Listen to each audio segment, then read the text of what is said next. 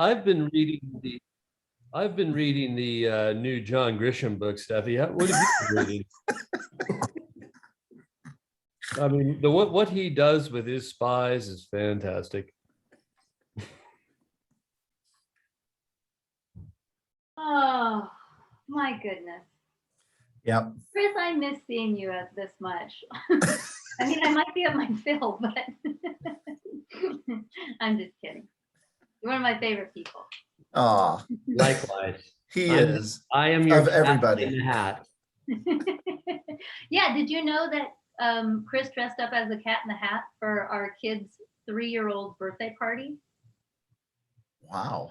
Yep. Yeah, that was like really the most amazing thing anyone's ever done for our kids. I think I would, without seeing pictures, I know you pulled it off. You can imagine the hat. The sarcasm. Right. I think I had 7 out of 10 kids crying in like 10 minutes. I'm not sure if he's the cat or the Grinch. They're both Dr. Seuss. I mean, Okay, let's see. We've got a few people. Oh, look at that. We've got 10 people already on. So that's great. All right, excellent. And Steve and Martha Hewitt checking in from Columbus, Ohio. Great to have you back again. And you were in Boston for Thanksgiving. Excellent. Drinking some Giornata. And they were the Hewitts were just here in Paso a couple weeks ago. I had the opportunity to meet up with them. We went out tasting and brought my wife as well. And we spent a nice part of an afternoon together getting to know each other. So it was cool that they reached out prior to coming to Paso to want to say hello. So thanks for doing that, Steve and Martha. It was a pleasure to meet you. So very cool. And then Dave Rappaport, hello again. So it's like you've been away longer than we have. Okay, well, we did take a little bit of a break, everybody, as we're kind of catching up and seeing more people log in and everything. But we had a few things happening through the fall.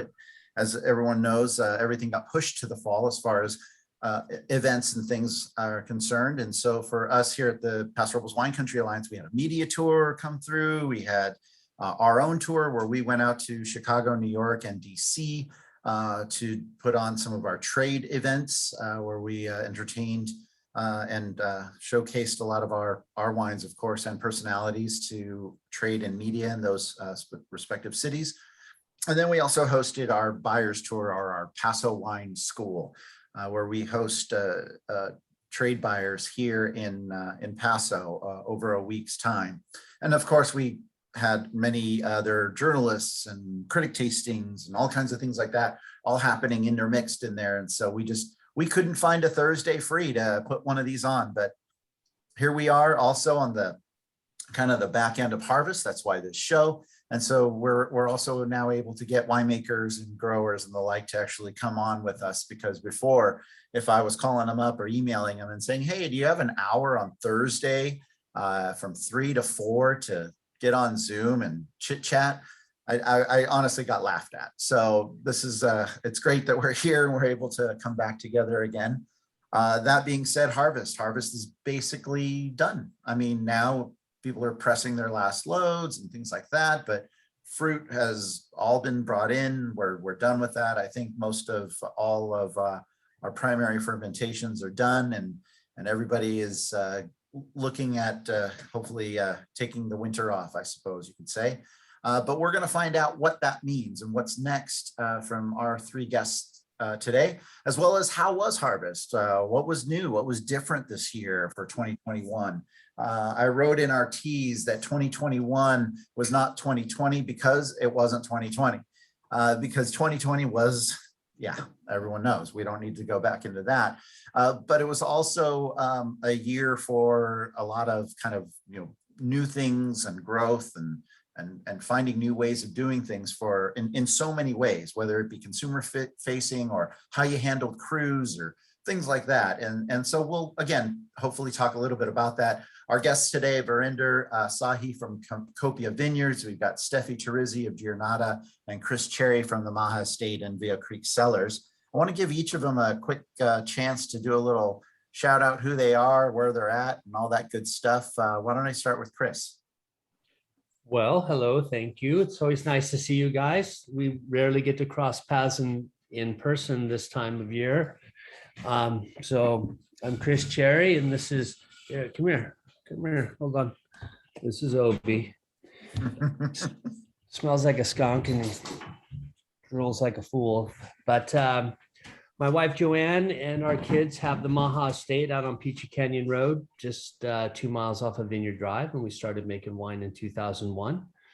For those of you that aren't familiar, the Hewitts have been in the house, or at least in our house, since about 2005. So nice to see everybody. Cool, thanks, Cris. Next up, Steffi with Giornata and Etto, we should say, because I love the shirt. I love ravioli. Yes, I do. I do love ravioli, and honestly, I love tortellini more than ravioli, but they didn't have an I love tortellini shirt, so I settled for the ravioli. I'm Stephy Terrizzi. I do the viticulture for Giornata wines, manage a couple of vineyards here, and yeah, always fun and exciting. I am at the winery today, and I'm in the smallest office in the whole building. And it seems to be a busier day than anticipated, and everybody else is in all the other parts of the winery, and this is the only place that's quiet. So here I am, awesome. And I'm happy to be here. And over in Tin City, right? Over in Tin City, yes. Cool. And Varinder, I think your first time on this, because I know Steffi and Cris, you guys have appeared on the Zoom, the Paso Wine Hour before, but Varinder, welcome. Nice to have you. Thank you for having us. Myself, Varinder Sahi and Anita Sahi, we own a small 50-acre estate on the west side of Paso Robles called Copia Vineyards, and we're waiting for our construction permits. Meanwhile, we are pouring wine in downtown tasting room. Cool. And how long have you had the label? Label existed before us. There was a founder, Michael DeWitt, who had a 2 acres vineyard at this property, and he was making wine, I think, starting 2011. And we took over in late 2017. So we bottled his 2016s and 17s, and then we've been making wine since 2018. That's great. Well, we'll get into a little bit of your backstory here in just a bit, but I do want to talk about Harvest 2021. Kind of when did it start? How was it? You know, it was a relatively cool year this year. We did have a bit of a heat spell there, of course, in September, and it was really uncomfortable, and it probably made a few people maybe potentially change some picking decisions. But otherwise, though, really a cool year, right, Steffi? Absolutely. It was a dry year. We really had like that one big rainstorm, and I know some people talked about runoff, but really on all the properties I dealt with, the ground just kind of sucked everything up. But we had massive winds this year too. Just that one big storm, and then a very dry, like March, April, May, of course, June, July, August. And it was cold, but it was dry. So we had, I mean, I feel like in the past, like 2000, even 15, 16, 17 on, like during the Super Bowl, our almond trees would be almost in full bloom. And this year it was much later. I feel like everything just waited until what used to be normal. I'm not sure if we know what normal is anymore. But we did have a later bud break, later veraison that really poked around a lot. A very cold June also. July got hot, but only because the Paso Robles Mid-State Fair was here. So Mother Nature always likes to just punish those people that like to go to the fair. And August kind of mellowed out, but we did have a lot of 100-degree days. But I mean, I feel like there are more 108, 110-degree days other places than here. And even, you know, talking to people up in Portland, and I mean, they have that crazy heat wave. I feel like we fared it was a desirable place to be most of the summer for being warmer. But and then we dealt with the drought situation. Yeah, just we started picking, our first pick was August 19th. We brought in some Pinot Grigio from really pretty far east vineyard. And the fruit looked good and it picked out much lighter than anticipated. And I remember thinking, this is a sign, this is how this is going to go this year. And it really had to start thinking about, you look at clusters and they look full, but if the berries are really small, they're not going to weigh as much. So I kind of anticipated, I think the yields on most properties are going to be a little lower than normal or bigger. But yeah, it was a good year. And then it was just very condensed. As September rolled in, we got that heat spike that usually we get for 4 to 5 days, but the nights were so warm, especially Cris up by your house. I mean, it was like 65 degrees at 4 o'clock in the morning. And I'm like, this is terrible for the grapes. I mean, we typically have those diurnal swings that, you get pretty warm during the day, but it cools way off at night. And the first day of our night harvest, I was all excited and I got up and I put on long underwear and I got up to Peachy Canyon Road. I'm like, oh my gosh, it's 63 degrees right now. It was like 3 o'clock in the morning. And I'm like, I'm an idiot. Why did I wear this? And I'm like sweating and I can't leave the crew for too long. Well, so by the end of it, I was like, I'm going to have a heat stroke. This is crazy. So I go behind the barn and trying to I have a t-shirt on over it and I'm trying to take it off without, it was ridiculous. But so we had these nights, these hot nights lasted for well over a week and it really propelled ripening forward. Usually when you're looking for ripeness, you're looking at the skins, you're tasting the bitterness, you're chewing them up, you're seeing how they macerate, you're looking at the numbers, the sugar, the pH, the TA, you're looking at the seed color, all of these things, and everything just propelled forward. And it just became a tidal wave of condensed harvest. And we finished up about 3 weeks earlier than we normally finish up. Wow. So yeah, just very condensed. Yeah, and you're a small brand. We should note that, because I do know that there are some brands that, only 2 weeks ago they brought in their last bit of fruit. Yes. But absolutely, that sounds like that was like a rush to the end. You were talking a little bit about drought conditions, and Cris, I know you have you're dry farming a little bit there at the MAHA estate. You've got that Grenache block that we talked about that's been 7 years off water. How did things fare for you with this being such a dry winter going into a cool summer, but then these heat spikes? And talk a little bit about that. Of course. And wet my whistle. Thank you. Well, I think as we roll through various drought times, what I do notice around the west side, or actually anywhere in the area, is that vines that started without any water or very little water always seem to stand a little stronger than those that are irrigated. And then within that, it's varietally speaking, Grenache is just a beast. It hails from Spain. It's used to dry, arid climates. So the block that you had suggested was a 3-acre block behind the winery.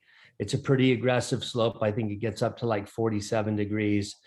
And from day one, we've really worked on giving it little to no water, and it hasn't seen water in 7 years.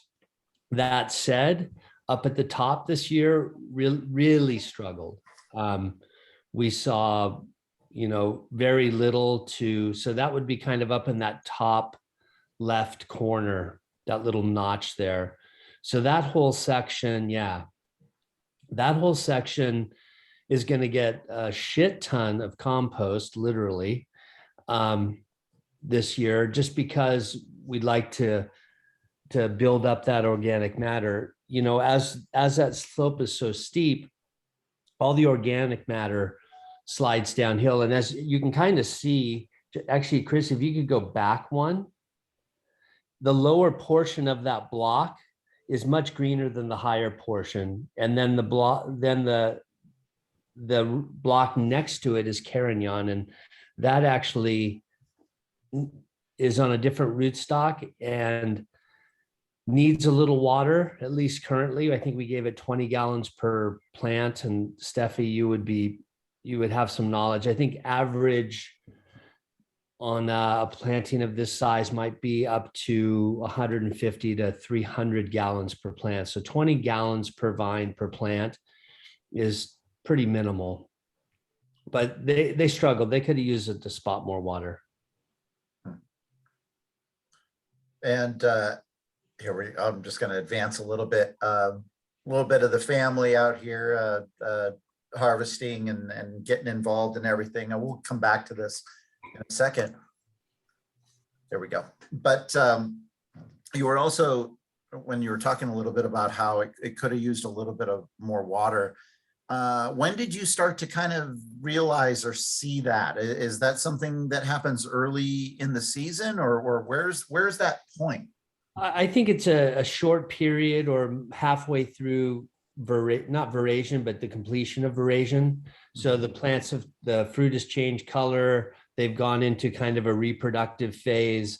They, you can see, oh, we're getting close to a harvest type thing. And, sometimes they'll look great and you'll taste them and they're like biting into a little green berry, but that whole maturation. So they go into, making fruit as opposed to conserving their time in this season. So they change their I would guess say maybe their nutritional path. And Steffi would be the one to speak to this over myself, and focus on reproduction. So now the green leaves start to, the Carignan's a little virus anyway, so it starts to get red, and it does as a variety. But the name of the game is to play that fine line of getting to the end zone, but it really sucks when you only make it to the 5-yard line, and that could be Mother Nature. That there are all kinds of things, but thankfully this year they got there. Yeah, ultimately by not applying the amount of additional water that you thought maybe should be whatever been used, allowing that plant to stress as it did, does that hurt? Does that hinder it? Or does that actually make it a stronger plant later, as you were saying, where, plants that have not had water or not been trained in that manner? I think in the long run, it's better for the plant if we don't kill it this year. Not that I think that that's the case, but it'll be interesting. I'm not super adept at the nutritional storage cycle of plants, but it's different. It's like this year's nutrition will be not next year's fruit, but the following year's fruit. Mm-hmm. And so in the long run, it's a win, but sometimes it's baby steps. Yeah. Is it different farming? You guys farm certified organic and biodynamic. Is it different than, say, what somebody conventional farming might be facing? Or else, I suppose conventional farming is not dry farming anyway, for the most part. No, but I think that the bigger challenge they have as their vines are irrigated is, we need to put water on these vines. They're not conditioned to be able to handle, maybe they are the heat, but the heat without the water is not what they're conditioned to. It's a different concept. And I think as we move forward here on the west side, it's kind of a mindset. But I think even the east side and all of California, if we're not considering the vine's water consumption, that's a huge, we will get to a point where it doesn't make sense to farm grapes here. I agree. We're out in the El Pomar district, and we have our little estate vineyard is not even 4 acres, and we cannot water our grapes. when we bought the property, we were pumping about 11 gallons per minute. And there's been 2 big winery or vineyards that have moved in and planted huge plantings and put in reservoirs that are pulling the water out of the reservoirs and storing it above ground. And we're now pumping 1 gallon per minute. And we would have to make the decision, do I want to flush our toilet or do I want to water our vineyard? And because the tanks fill so slowly, we haven't watered our vines in 3 years because we can't. And I don't. You're on the top of a hill. Yeah, we're on top of the hill. Yeah. But I mean, this year, the white grapes were so tiny, and they sunburnt. And even though we didn't get this really, really high, crazy heat, I mean, we lost practically the whole crop this year because the grapes were so tiny, and they just, didn't make it. Yeah. Varinder, you have I suppose a different history now in that this is the first year you've harvested from your estate vineyard. And so what does that mean? It's on its 3rd leaf or on its 4th leaf for you? It is on its 3rd leaf. We planted, most of the vineyard was planted in 2019. And just listening back to Cris and Stephy, right from the beginning, we also have the hope and also sort of design the vineyard in a way that we could do dry farming eventually.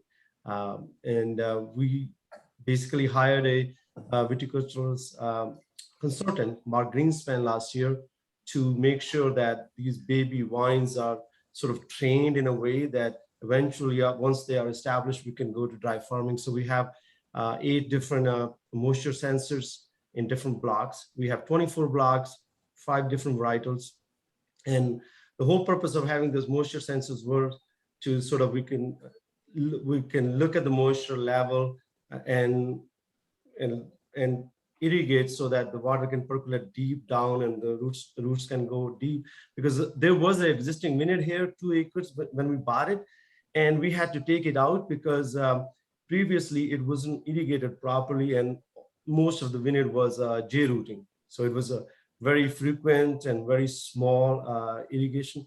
So learn from that and try to do the right thing. And we said, we want to, right from the beginning, the hope is that we will be able to do dry farming in hopefully next 3 to 4 years. Yeah, it was very exciting for us it was small, very small yield, but it was very, very exciting to have our own fruit this year. Yeah. And it's a pretty location, just really close to town. I think this image shows it pretty well in that if you kind of look at the top, almost header, you can kind of see Paso there in the distance. Yes, that is. What caused you to pick this property in particular?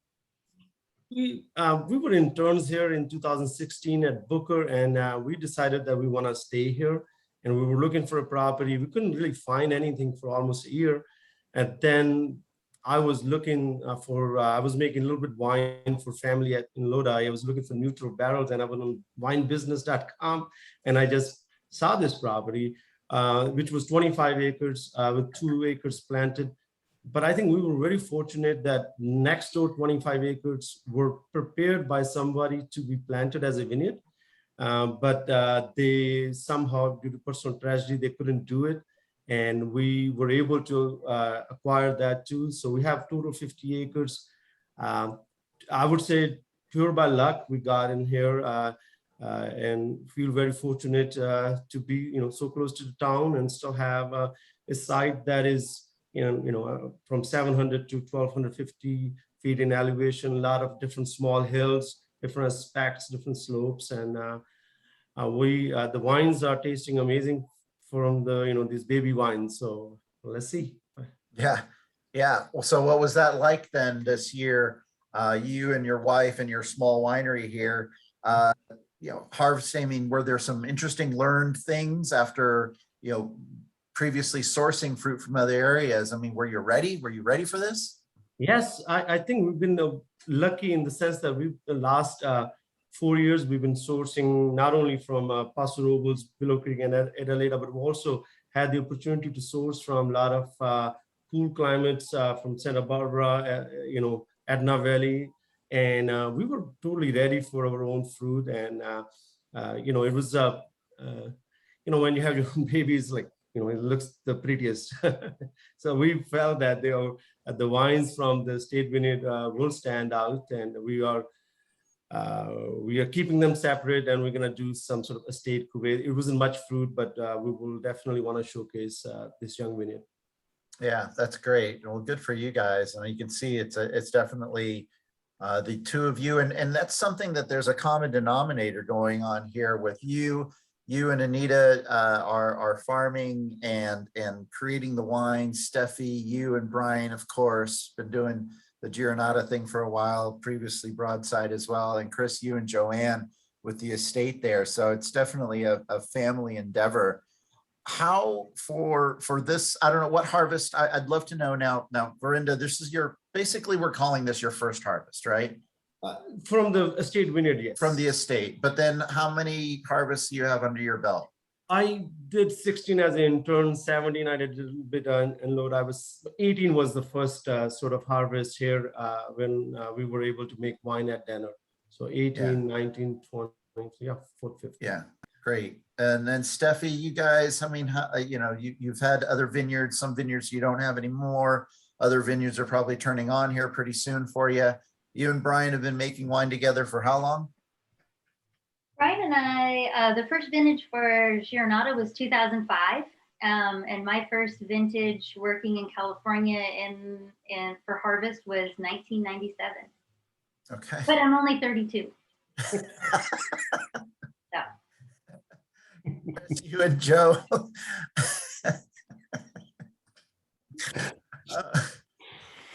Sorry. Yeah. For you, vintages, please. How many?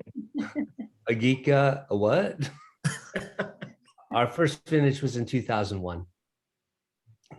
I could do like some sort of pontification with this type of motion and harken back to the early days of the Paso wine community in the late 90s and 2001 when I made my first wine. But it's hard to believe. Where I was going with this, thank you, Cris, but where I was going with this is how 2021 has changed since the first, like as far as the AVA, but then also just as far as a harvest. I mean, what have we seen during this time period? Is it normal? No, nothing's normal. We started off with that with Steffi, but how has it changed? Are we seeing some climate change maybe change how harvest begins and ends or stretches it out? Or let's talk a little bit about that and how 2021 might be different or a standout from some previous years. Well, I think every year is its own year. Is there climate change? Absolutely. Some years are warmer than others. And I think this was a vintage that posed some challenges. It was a warm vintage, and those warm nights kind of accelerate maturation. But it also kind of started to play a little bit, draw out a little bit, which is kind of nice. I think anytime our hand is forced due to excessive heat and accelerated ripeness, I think those that choose to wait things through usually have the opportunity to see better fruit. And it was one of those vintages for us. I've always been a fan of, I'd rather take 70% of 100 than 100% of 70. And it was a pretty solid vintage. I got to say, we had the opportunity to work with a new vineyard called Kirk Landry, which is out by the Adelaida Schoolhouse. It's owned by David Kirk. It's transitioning into organic. So organic this year, all dry farmed since day one, like nothing but a 5-gallon bucket. And that was kind of fun. We picked that like the 10th of September. I would say 2 or 3 years prior, that may have come in 10 days to 2 weeks earlier. But it's, I think it's a solid vintage. Good. Steffi, you're in your time now I mean, what are we seeing in 2021 as it compares to maybe some past years, or like Cris said, just a standalone, it's its own thing, and Well, I mean, I think even though there wasn't a lot of quantity across the board, the quality was there. And a lot of times when you see these smaller yields, the quality is better. I mean, the wines taste great. I actually really like the chemistry. Everything has gone dry.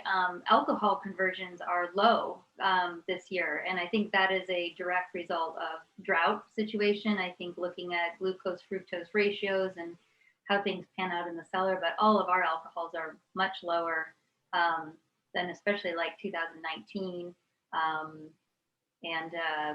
I think these will be really good wines. I'm hoping they'll have power but elegance to them at the same time. Cool. Varinder, same question, and then I'm also going to have a follow-up question from you from Facebook. Sure. I thought the 2021 vintage was, as Cris said, very, very solid. I didn't have to add any acid. It was, acid held up, and the wines will be much more elegant this year. And yes, we did see most of the places we contracted for Syrah. It was almost half or none, some places. But other than that, Grenache, they all had decent yield, and we feel the wine's going to be amazing this winter. Yeah, awesome. We have a question though for you on how did you get into winemaking? So a very specific question to you. Sure. I did not grow up drinking wine. I never had wine till I was 25, and that happened in a corporate scenario where I was introduced to wine during corporate dinners. I was trained as an engineer, and then did masters in business. And but something happened, once and those were pretty good wines. I had no idea. I have no recollection what they were, either good Grand Cru Burgundies or Bordeaux. But I just knew that this beverage just changed me, and I fell in love with wine. And ever since, always made sure when I was traveling for business that I will be going to the closest wine region. And I told myself that if the life presents a chance, I want to do this. And I do have a farmer background. We come from a farming family from last 12 generations. And then opportunity came around 2012, and we did a small vineyard in Lodi. And I also enrolled myself to UC Davis to learn more, more about winemaking. And I never thought I'm going to do anything commercial. It was just 1 barrel, 2 barrels for the family and just have fun. And then UC Davis brought us in Paso Robles as a technical tour. And I just, both Anita and I fell in love with the area, the people. It just felt like home. And we never left, and came back in 16 as interns. And then, we are here now. So. Yeah. Did it help that Anita was in the restaurant world of Chicago, and great restaurants with great wine lists? And absolutely, her passion for wine. In fact, we met in 2015 too. So it was I was learning about winemaking, and one of the common thing we had when we met was wine. And first date we talked 12 hours about wine and drank a lot of bottles, 3 bottles I think. And so that her knowledge of being in in New York and working for restaurants like Tribeca Grill, Nobu, and having the knowledge of those wine lists, and she created her own wine list, had her own restaurant. That really helped us. And she used to host her own events in Tribeca Grill, and now we make our own wine. So it's almost a 360-degree circle. Speaking of wine, I think we should talk a little bit about what you're sipping on. Maybe talk a little bit about the brands here. We can get back into talking about harvest and how things went, and I still do have a few questions with regard to how things are progressing and what is next in the cellar. Cris, what are you sipping on? You're it's something white, I think, and so I figure I might as well go in tasting order.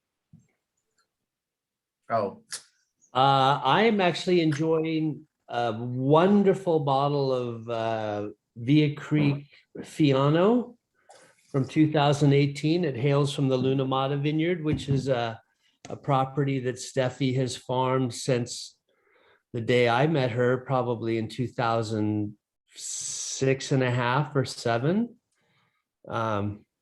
So it's great. Awesome. Is that still available for sale on your website or anything like that, or? I'm not sure if it's on the website. It may be. We are pouring it in a flight at the tasting room. I think it's there's a small amount of that left. It's definitely one of those labors of love. We Mhm. make, I don't know, maybe 75 to 100 cases of it. It doesn't sell very well, but everybody that tastes it goes, "Holy shit, this is delicious." What is it? And that They all, have trouble pronouncing it for a little bit for a moment. yeah, it's Fiano. And if it weren't for Steffi showing up with a box of Syrah with a little white cluster in it years ago, like, what's that? Like, she's like, it's Fiano. I'm like, what the fuck is Fiano? And the next day, she and John and Jody came in with a bottle of it off the property, and I was like, that's delicious. They're like, do you want it? I'm like, sure.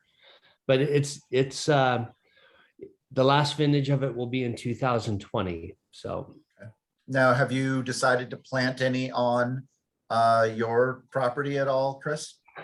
oh God, no, not Fiano. It's good for other people, but not me. I gotta say, Fiano absolutely loves where it's grown here in these limestone soils.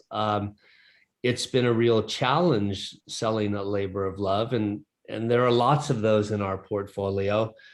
So probably not Fiano, but besides Claret and Roussanne, I think we might look at maybe a little Vermentino or something snappy, got some snap to it. Mhm, mhm.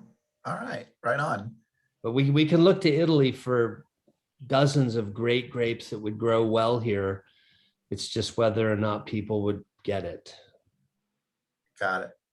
I have a whole Good. wine. You guys make a little Fiano as well, right? Yes. Oh, I missed that. Maybe it's good that I did. We have a whole winery full of Italian labors of love that are sometimes unpronounceable, and yeah, I get it. Steffi, I'm not sure you were sipping on something, but we did talk a little bit about Alianico earlier. We did, but I am drinking the youngest wine of the group, I'm sure today, a 2021. We made a Novello, so this is like a Nouveau Beaujolais, but Italian style. So 100% Sangiovese, and we released it November 18th, and it's got a really pretty kind of light color, light alcohol, good with turkey, mandatory with in-laws. It was wonderful with Thanksgiving. And how much of that did you make? We made about 40 cases. Oh, wow. Available there and for walk-in purchase, I take it? Yeah, both at the winery and Eto. Okay, all right. That sounds wonderful. I thought I saw that, that label on some of your social media or something. And I wasn't sure if that was kind of a joke or it was real. I mean, I'm not bagging the label. I know who made the label. Anna's wonderful. Sometimes, so yeah. But can you talk really quickly, show the label and talk a little bit about that? Yeah. I mean, I think we were just, we've actually, I mean, a couple of great things have happened in the past year for us. And one of them is we hired who I hope will be an assistant winemaker here at Giornata, and he's turning out to be the perfect fit, someone we've been waiting for a couple years. And he's really, really smart. And now I just said he was smart, but he loves making Gamay. Nice. So this is kind of his kind of brainchild, and he's like, oh, let's do this. Let's do a carbonic Sangiovese. And we looked at all the fruit as it was coming in, and we had some Sangiovese come in, and he's like, this is the lot. This is what we want to do. And he took the lead on this, and he did a great job. Our label designer, same person that did our Eto boxes and she's living in Sicily right now, and she put the chicken on the front. So, you know, kind of the story of Chianti to go with the Sangiovese, but just kind of fun and colorful. And yeah, I don't know if we'll ever do it again, but I kind of feel like our winery is on the road right now that we don't have to do anything again if we don't want to. So yeah, just kind of trying to make some changes and you know, changes made when either things are going really great or really horrible. But I mean, I think things are going really good right now, but we're just with the changes in the cellar and what else can we do? So we actually just also planted the first planting of Nero de Troya in the United States, so an Apulia grape. So we're very excited about that also, and trying to grow things that nobody knows about. Talk about the road least traveled, but we're really excited kind of about these new small lot, interesting things. Nice. That's awesome. Cris, you're about to say something. Well, I was going to say, you know, ourselves, Steffi, Anita, and Varinder, I mean, we're all doing an interesting, you know, we're all pushing our own rock, if you will. We did the screw cap thing for a period of time, and you know, I think Steffi and Brian have championed Italian varieties in California, in actually a region that does them well. You know, it's been forced throughout the entire state, and you know, Pax made Nebbiolo off that property. That, like, is this Barolo? And I think that's awesome. And what Anita and Varinder are doing, I mean, it's harkens kind of how we fell into it. We came from food. We love wine. Let's start making wine. This is the opportunity. There's still opportunity here. I'm not sure how much longer that will exist, but we've all been so fortunate to get here and be in this place at this time. Yeah, that's well said. Very well said.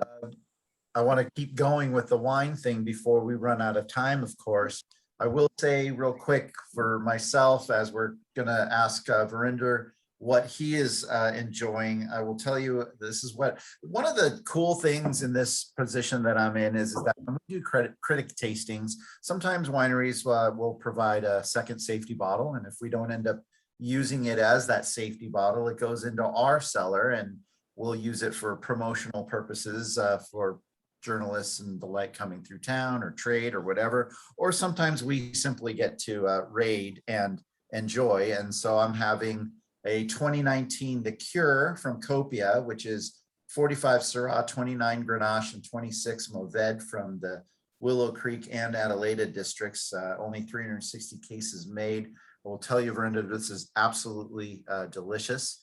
I'm so fortunate that this was sitting back there. I usually try to either do a bottle share with everybody or at least have something that I can put on screen from one of our guests. And I thank you for making this. So this is excellent wine.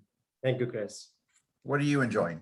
I am drinking a 2018 Source, which is a 97% Syrah, which comes from two vineyards, one in Adna Valley called Jesperson, which is cool climate, only 3 or 4 miles from Pacific. And then second vineyard is, now it's called Lopi, but used to be called Sorso on Vineyard Drive. And then 3% Grenache also comes from Jesperson. Excellent. I noticed that you make some wines from Edna Valley. You've got Biennacito. You've got all of these other places that you're making wines from little by little, or is that something that you're going to kind of pick and choose what you hold as your vineyard comes more and more into fruition? Yes, Cris, when we felt like we had the opportunity while our vineyard was coming up to kind of learn about the other vineyards and what other farming practices are. So we tried to reach out and we're able to experiment with at least, I think, 12 different vineyards over the last 4 years. And in the beginning, we thought once the state is online, then we'll stop sourcing. But having made wine from some of these vineyards, I think we're going to continue to source some cool climate Syrah, some cool climate Grenache, and it just we are fell in love with a couple of the vineyards. So The answer is yes. We'll continue to source some Syrah, Grenache, and we haven't planted any white here. So we also will continue to source whites. Okay. You make a white wine then, I take it. Yes, we do. We do a Rhone blend as well as a Chardonnay. Okay, excellent. Cris, I want to get back to you real quick on something about harvest this year and things that were different, unique, and whatever, but also, you know, what is happening in the cellar this year with now, currently, I should say, as we're moving forward, because as a small winery, organic, biodynamic, I mean, do you, in the cellar practices, does that move into that? I mean, is there a certain, I mean, we hear about the biodynamic calendar and all of that. Are there certain practices that actually end up going from the vineyard into the cellar that continue the biodynamic practice? I'm sorry for my ignorance, but I'd like to know. Well, thank you. To answer your question, what's happening in the cellar right now? Nothing, as far as right now, but you know, we've got tanks that are finishing up some fermentation, everything's in barrel.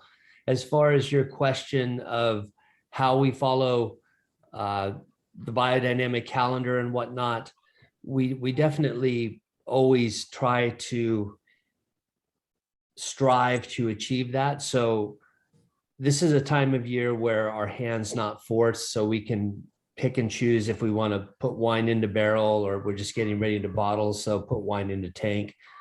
And we always choose on the cycle of the moon to move wine when like it's a waning moon, where the moon's coming closer to the earth, so like the energy is being pushed down, and that has a tendency to keep the leaves and stuff down in barrel. Everything's kind of settled out, and then you can pull everything. And then that being said, at the end of that progress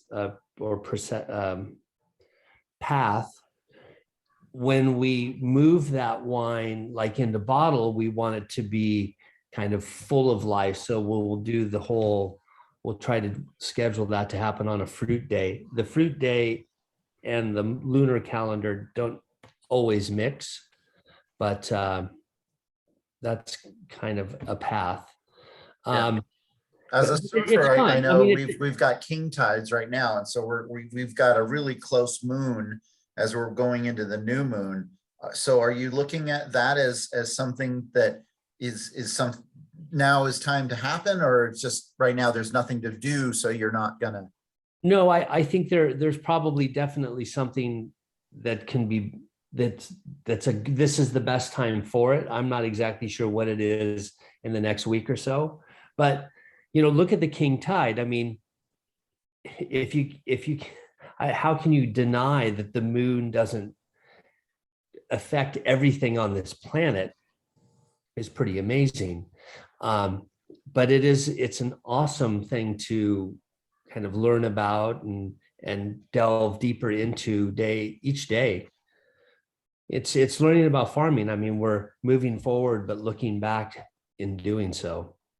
Yeah, I dig what you're saying there too, because as farming, you know, became conventional, yeah, it took on probably a little bit more of a constructed kind of framework where it moved away from how natural it was. And now it's kind of coming back around. I mean, Steffi, as you're sitting there and you're, you know, farming at various vineyards, are you seeing more and more people trying, owners of vineyards and the like, trying to move in that direction of conventional and more? Any of the back roads today, look at the amount of sheep that are in a vineyard. It was not there 5 years ago. It was not there even 2 or 3 years ago. But I mean, I drove past one vineyard and I was like, oh my gosh, look at all the, I mean, it's awesome. It's so exciting. And as we're, you know, the fires are not going away in California. I mean, this idea should be taken out, you know, into bigger areas also, and not just in vineyards, but just to, you know, keep all the weeds down. But it's awesome to see.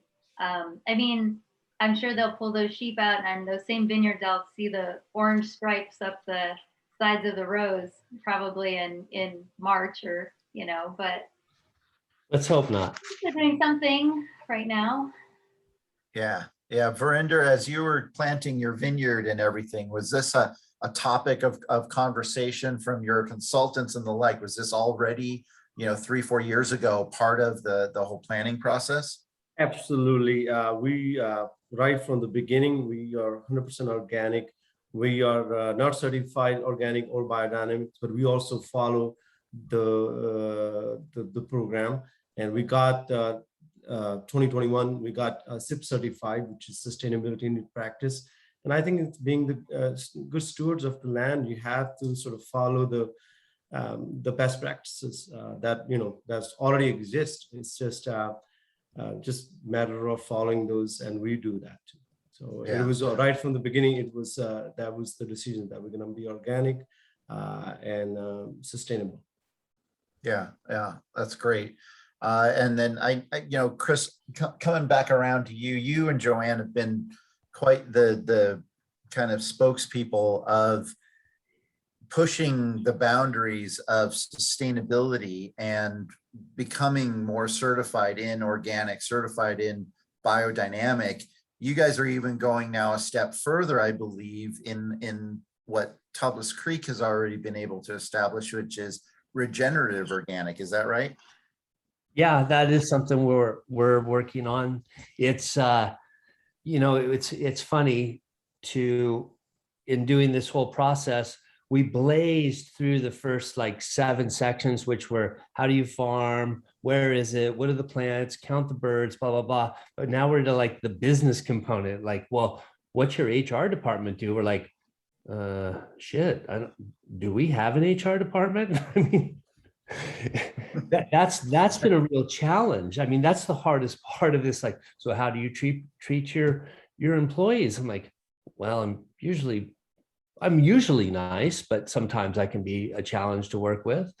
And that's been the only hookup. But I think what they're doing is really great because they're bringing in a lot of dynamics of both. I think if we can farm without putting chemicals into the soil, that is best. And any way you can get further to that is fantastic. So there are some dogmatic processes within both organics and biodynamics that I think regenerative organic is addressing really well. I think it's a great concept, but I also think it's commonsensical. Every single one of us, the 4 people on this screen may have a vegetable garden, and we live within about a 8 to 10 mile radius. Every single one of us has a different vegetable garden. And that's based on what's in the ground and our climate. So regenerative, I think, is got a lot of legs to it. I'm really curious to see how Paso moves further to embrace not only regenerative organic, considering Tablas being the first in the world, being one of ours, to embrace it and get certified, but then also to see already other brands such as yourself. And I hear Robert Hall is doing an experiment with some 30 or 40 acres to go regenerative organic. And then I think a few other brands out there starting to look at it, that it would be really great to see Paso as an entire region embrace organic, biodynamic, and regenerative organic as a whole. I think that would be a really great hallmark for us, but then also something for us, being that we are who we are. We've and seeing the 3 people and hearing from the 3 people today talk, that they kind of march to the beat of their own drum, that I think us as Paso can do that as well.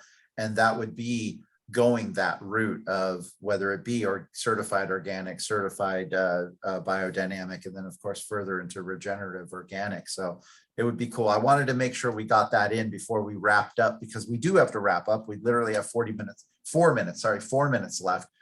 I want to give our 3 guests today a quick minute or so to talk a little bit about what's next. If you've got something consumer facing that you want everybody to talk about, and then I'll wrap it up to talk a little bit about where Paso Wine Hour is going here as we move forward. So Varinder, what's happening next? You guys got your downtown tasting room. Do you have something coming up that people need to know about? Yes, we expanded our downtown tasting room. We added a lounge at the back, and we stay open now on Fridays and Saturday till 8 o'clock. And wow. We did it for our industry and ourselves, and so it's a good place to come and have a glass of wine. Great, excellent. And they're in the hot spot, I suppose, of downtown right now, because you've got the Hatch right across the street. You've got Della's just less than a block, and across the street, you've got a really hot corner over there with Fish Gaucho and the Blaze Pizza place and the sushi place, and of course Jazz Nights over at Amsterdam. So it's kind of the hopping spot of Paso in downtown these days on 13th Street between Pine and Park. So awesome to hear that you guys are staying open late. Steffi, what do you guys got going on? I don't know. I'm trying to catch up from yesterday. No, we're still here in Tin City, and I mean the pasta side is really growing quickly. We've actually been doing dried pasta now for the California school districts, which is taking kind of all hands on deck, and we're really excited to get some kids some good food in schools, and the winery is really chugging away. We have had a lot of amphora kind of events lately. Downtown, there's the little history museum in downtown has an amphora kind of thing set up.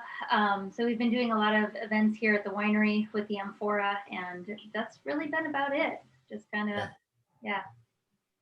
Cool. Cris, what's up next? Well, I think we're just kind of winding things down a little bit before we start to wind things up. This time of year, as far as tasting room and whatnot, is okay. Let's kind of ease into the holiday season and then go out with a bang. It's weird. Years ago, there were all kinds of down periods in this winemaking process, and now that we're all in all the time, this is a very small window where it's like, we just went to Mexico City and it was great, and it's a short window before you have to jump back into it. Now then it's bottling, then it's vineyard, then it's, oh wow, we're growing fruit again. So right. Yeah, we are also we've taken after 2 years a trip, almost 3 weeks trip to Chile and Argentina for more wine exploration starting next Tuesday. We'll be in Sicily over Christmas. So yeah, it's time to go somewhere. Yep. Yeah, absolutely. We've got some great comments over here on the side. If you haven't seen them already, I love how everybody is so enthused over so many of the comments that you guys have been making, but I know that there's a lot of enthusiasm over the ag trend here in town and trying to, as far as going biodynamic and organic, and people loving what you guys are doing over at Eto and supporting the schools. Of course, questions about appointment only. Cris, you guys are appointment only over there at the winery. Yep, absolutely. Steffi, same thing. Yep. Yeah, and then over at Copia, I believe you guys are recommending some appointments, but when you stay open a little late, you probably might take a walk-in or two. Absolutely. Yeah, great. Well, that's good to hear. So you guys, thank you so much. Thanks for being on. So yes, Paso Wine Hour, Martha and Steve Hewitt and David, I know you guys were saying that you want to see glad to see that Paso Wine Hour is back on. We're going to do our best to be back on every Thursday. We're going to probably take a break over Christmas, New Year's, and then we're going to roll right back into it. We follow a basic calendar of what's happening in the vineyard, and I love getting some of our wine personalities from Paso talking about seasonal things. And then we also have other topics. And so if you've got topics that you want to hear, please email them to me. You can find my email address on our website, pasowine.com. A couple of quick things too. Blend Fest is coming up in February. It's an event that we do over on the coast in Cambria. Tickets go on sale next week, so visit pasowine.com. A little bit about that. And then the blog, we have a new blog post up right now on Tin City over where Giornata is, and they're featured in that as well. So go check that out. It's something that Jennifer Bravo on our staff and our assistant producer on this program put together, as well as myself. Go have a read there, and it's some new content from us on pasowine.com. Thank you very much, Varinder, Steffi, Cris. Thanks for being on. Cheers, you guys. Thank you. Merry Christmas. We'll see you sometime soon, I think. Thank you. And check pasowine.com for the next upcoming episode of the Paso Wine Hour. We'll try our best to post that ahead of time and make sure you guys know all about it. So thanks, everyone. See ya. Thank you.